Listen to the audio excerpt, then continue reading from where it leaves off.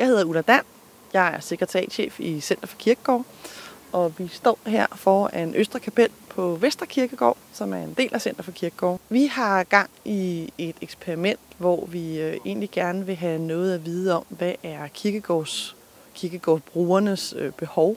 Hvad kunne de godt forestille sig at bruge kirkegårdsrummet til? Men for at vende den lidt på hovedet, fordi hvordan får man egentlig spurgt ind til det, så har vi inviteret nogle kunstnere indenfor i det her kapel, der er bag mig.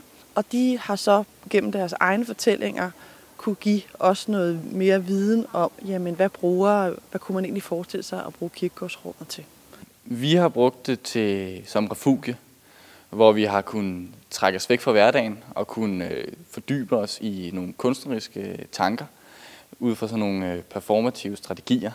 Vi kan være med til at give liv til en bygning, som står på en kirkegård, fordi kirkegården er ikke for de døde, det er for det levende.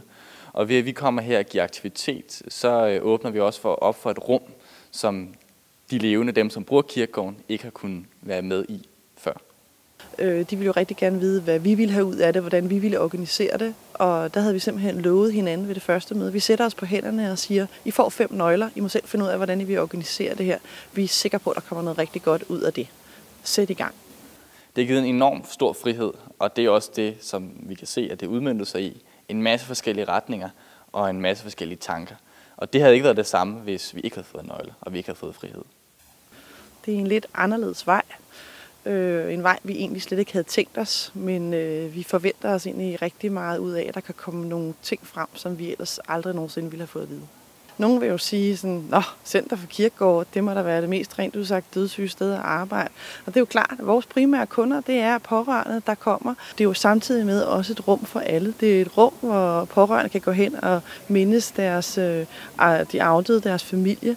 Det er samtidig også et rum for Københavns borgere. Det er et åndehul, det er en oase. Vi har 5 forskellige kirkegårde, som har 5 forskellige udtryk, og folk kommer der af alle mulige forskellige grunde.